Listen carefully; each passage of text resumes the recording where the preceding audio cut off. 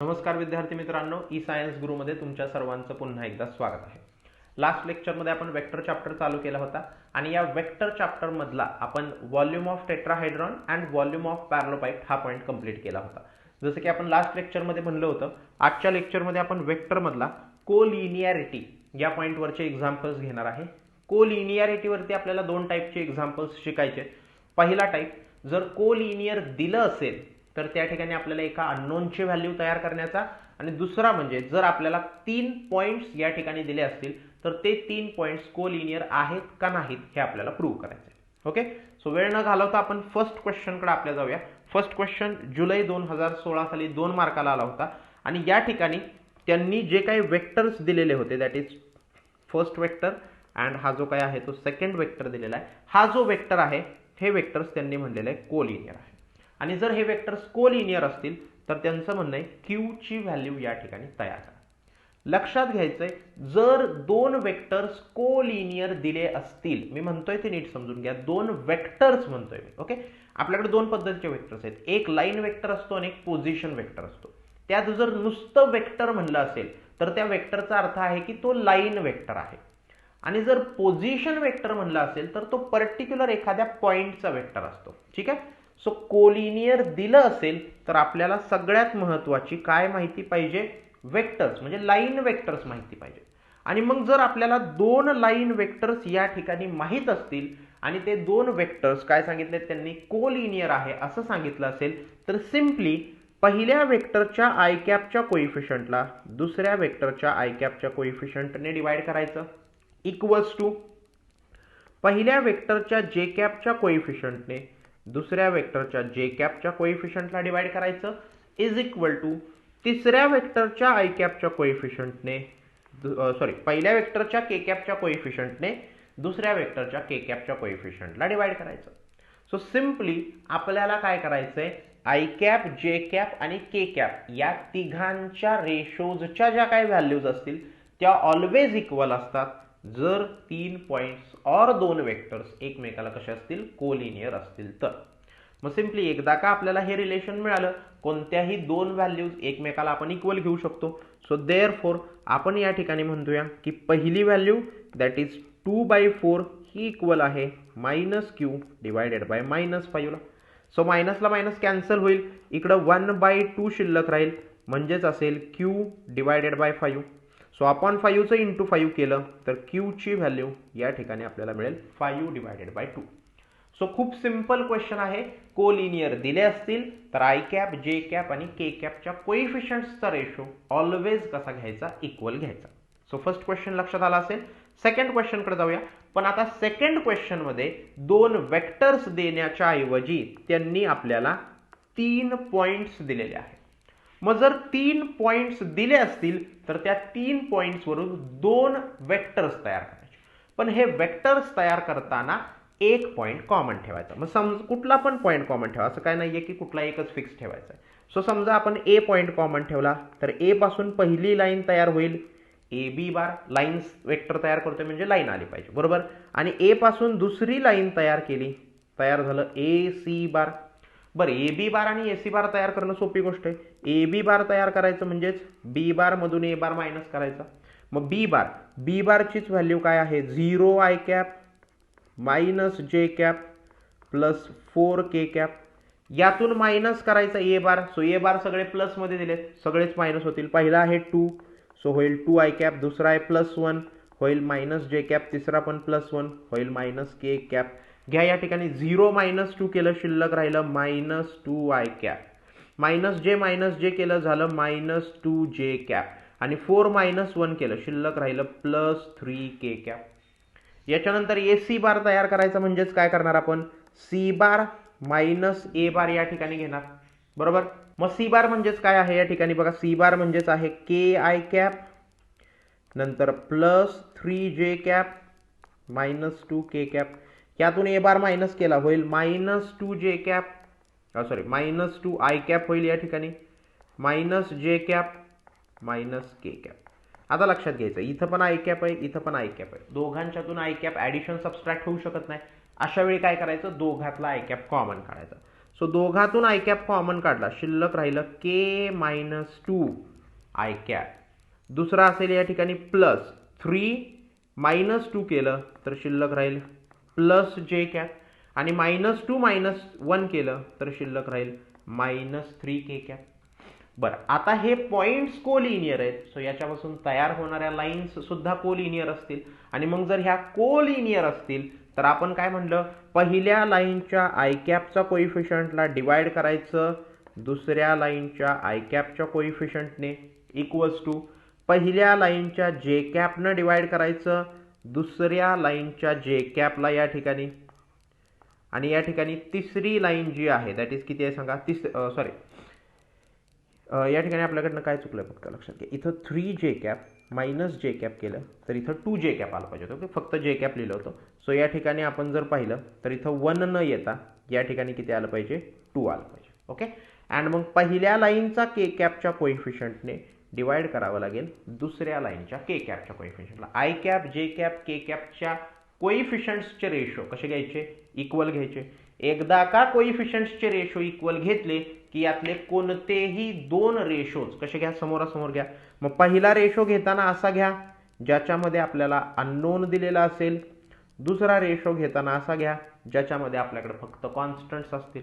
So या ठिकाणी -2 divided by के -2 तसंच शिल्लक राहील, याचा आन्सर असेल -1.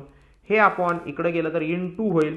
सो -2 चीच व्हॅल्यू शिल्लक राहील -k + 2 घ्या, -k इकडे घ्या, -2 इकडे घ्या. सो -kचं होईल +k, 2 इथंच -2चं होईल +2. सो k ची व्हॅल्यू या ठिकाणी किती मिळून जाईल आपल्याला, 4 मिळून जाईल. ठीक आहे. सो कोलिनियर दिलं असेल तर कशा पद्धतीनं सोडवायचं ही गोष्ट तुमच्या लक्षात आली असेल. नाव नेक्स्ट क्वेश्चनकडे जाऊया. नेक्स्ट क्वेश्चन मध्ये सुद्धा आपल्याला सेम गोष्ट सांगितलेली आहे की 3 पॉइंट्स आपल्याला काय दिलेले आहेत, कोलिनियर दिलेले आहेत. आता 3 पॉइंट कोलिनियर दिलेत. हा क्वेश्चन तुम्ही सोडवताना होमवर्कसाठी सोडवायचा. ओके, का, कारण याच टाईपचा सेम क्वेश्चन आपण आधी घेतलेला आहे. मी स्टेप्स तुम्हाला सांगतो. स्टेप्स करताना तुम्ही काय करणार, एक पॉइंट कॉमन ठेवायचा, त्याच्यापासून पहिली लाईन झाली ए बी बार. सो तुम्ही ए बी बारची व्हॅल्यू तयार करा. एक पॉइंट कॉमन ए ठेवलेला, त्याच्यापासून दुसरी लाईन तयार होतीये ए C bar. So A B बारचं तुमचं काहीतरी आन्सर येईल, ए सी बारचं तुमचं काहीतरी आन्सर येईल. जे दोघांचा आन्सर आलेले आहे त्यातल्या आय कॅप जे कॅप आणि के कॅपचे कोइफिशियंट्स घ्या इक्वल. इक्वल घेतल्यानंतर कोणतेही दोन रेशोज त्यातले इक्वल घ्या आणि त्याच्यावरून कशाची व्हॅल्यू तयार करा, के ची व्हॅल्यू या ठिकाणी तयार करा. हा क्वेश्चन सॉल्व्ह करा आणि याच्या केचा आन्सर जे काही येतंय ते कमेंट सेक्शन मध्ये मला सांगा, म्हणजे आपल्याला लक्षात येईल की जे आपण शिकवलेलं आहे ते तुमच्यात लक्षात आलेलं आहे का नाही ते. ओके, याच्यानंतर आतापर्यंतच्या पहिल्या तिन्ही एक्झाम्पल मध्ये आपण काय शिकलो, जर लाईन्स किंवा आपल्याला 3 पॉइंट्स कसे दिले असतील, कोलिनियर दिले असतील तर त्या ठिकाणी आपण काय करतोय, कोइफिशियंट्सचे रेशो इक्वल घेऊन त्या ठिकाणी आपण त्या अननोनची व्हॅल्यू तयार करतोय. आता लास्ट क्वेश्चन आपण जो पाहणार आहे याच्यामध्ये आपण शिकणार आहे की जर दिलेले पॉइंट्स आपल्याला कोलिनियर दाखवायचे असतील तर त्या ठिकाणी आपल्याला काय केलं पाहिजे. सो सेम गोष्ट करायची की जर आपल्याला पॉइंट्स कोलिनियर दाखवायचे असतील तरी सुद्धा तयार करताना आपण 2 लाईन वेक्टर तयार करायचे. बरं, 2 लाईन वेक्टर कसे तयार करणारे आपण या ठिकाणी. सो सगळ्यात सुरुवातीला आपण काय करणार या ठिकाणी, एक पॉइंट कॉमन ठेवणार, याच्यावरून ए बी बारची व्हॅल्यू तयार करणार. सो ए बी बारची व्हॅल्यू तयार करायचं म्हणजेच बी बार मायनस ए बार करायचं. मग बी बार काय असेल, -2 आय कॅप प्लस जे कॅप. यातून ए बार मायनस केला तर -7चं होईल +7 आय कॅप प्लस 4चं होईल -4 जे कॅप -2चं होईल +2 के कॅप. सो या ठिकाणी ए बी बारची व्हॅल्यू आपल्याला मिळेल -2 + 7 केलं तर झालं 5 आय कॅप. जे -4 केलं तर झालं -3 जे कॅप आणि शेवटी शिल्लक राहिला +2 के कॅप. इक्वेशन नंबर काय म्हणूया, 1 म्हणूया. आता लक्षात घ्या, जे आपण इक्वेशन तयार करतोय की नाही त्याच्यातून जर काही कॉमन निघत असेल तर कॉमन काढायचं. इथून काहीच कॉमन निघत नाहीये, सो येईल ते आन्सर असेल. याच्यानंतर एक पॉइंट कॉमन आपण ए ठेवला, त्याच्यापासून दुसरी लाईन तयार होतीये ए सी बार. सो ए सी बारची व्हॅल्यू तयार करू. सो ए सी बार म्हणजेच असेल सी बार मायनस ए बार. मग आता सी बार जर आपण पाहिला तर सी बार आहे आपला 3 आय कॅप -2 जे कॅप +2 के कॅप. यातून आपल्याला ए बार मायनस करायचा. सो ए बार मायनस करताना होईल या ठिकाणी plus 7i cap minus 4j cap plus 2k cap. करा या ठिकाणी 7 प्लस 3 केलं तर आलं 10i कॅप मायनस 2 मायनस 4 केलं झालं minus 6j cap and 2 plus 2 केलं तर आलं 4k कॅप. बघा सो ए सी बारचीच व्हॅल्यू आपण म्हणू शकतो का या सगळ्यातून 2 कॉमन निघतोय. जसं की मी म्हटलं काही कॉमन निघत असेल तर कॉमन काढायचं. 2 कॉमन काढलं शिल्लक राहिलं 5i cap minus 3j cap plus 2k cap. मग या ठिकाणी आपण म्हणू शकतो ए सी बारचीच व्हॅल्यू ट्वाईस ऑफ बघा 5i cap minus 3j cap plus 2k cap.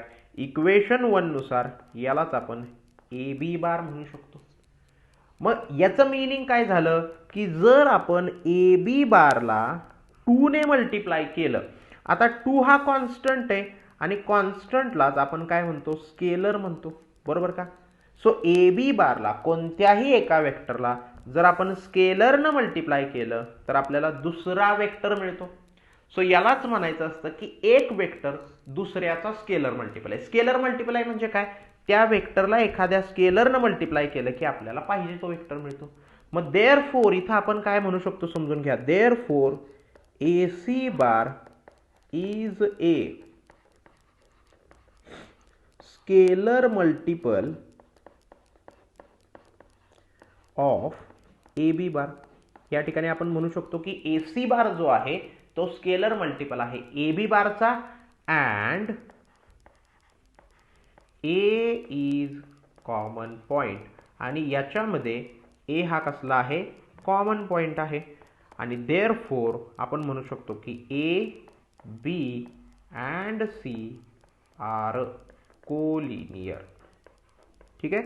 आता इथं पण तुम्ही एक गोष्ट अजून समजून घ्या की जर फक्त ही वरचीच कंडिशन प्रूव्ह झाली असती, म्हणजे फक्त आणि फक्त तिथं एक वेक्टर दुसऱ्याचा स्केलर मल्टिपल असेल तर त्याला आपण म्हणतो त्या लाईन्स पॅरलल आहेत. म्हणजे ह्यातली जर फक्त पहिली कंडिशन प्रूव्ह होत असेल, नुसतंच स्केलर मल्टिपल असेल तर त्याचा असतो पॅरलल लाईन्स आहेत त्या.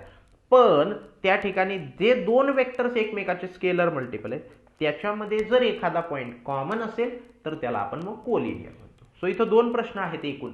जर तुम्हाला समजा कोणतेही दोन वेक्टर्स एकमेकाला पॅरलल दाखवायचे असतील तर तिथं तुम्हाला फक्त ही पहिली वाली कंडिशन प्रूव्ह केली पाहिजे की एक वेक्टर दुसऱ्याचा स्केलर मल्टिपल दाखवला पाहिजे. जर एक वेक्टर दुसऱ्याचा स्केलर मल्टिपल असेल त्याला पॅरलल म्हणायचं आणि त्याच दोन वेक्टरमध्ये एखादा पॉइंट कॉमन असेल तर त्याला कोलिनियर म्हणायचं. ठीक आहे. सो आजच्या लेक्चरमध्ये आपण कोलिनियरिटीवरती ज्या पद्धतीचे क्वेश्चन्स येऊ शकतात ते सगळे क्वेश्चन्स कव्हर केलेले आहेत. आय होप तुम्हाला हे सगळे क्वेश्चन्स लक्षात आले असतील. जर तुम्हाला अशाच पद्धतीचे बोर्ड प्रिपरेशन व्हिडिओज हवे असतील, जर रिव्हिजन तुमची व्हावी असं तुम्हाला वाटत असेल, तुम्ही आपल्या चॅनलला सबस्क्राईब करा. त्याचबरोबर आपला जो काही चॅनल आहे तो तुमच्या मित्रांमध्ये शेअर करा. नेक्स्ट लेक्चर जे असेल, नेक्स्ट व्हिडिओ लेक्चर जे असेल त्याच्यामध्ये आपण कोप्लेनॅरिटीवरती कशा पद्धतीचे क्वेश्चन्स येऊ शकतात हे आपण घेणार आहे. Thank you friends.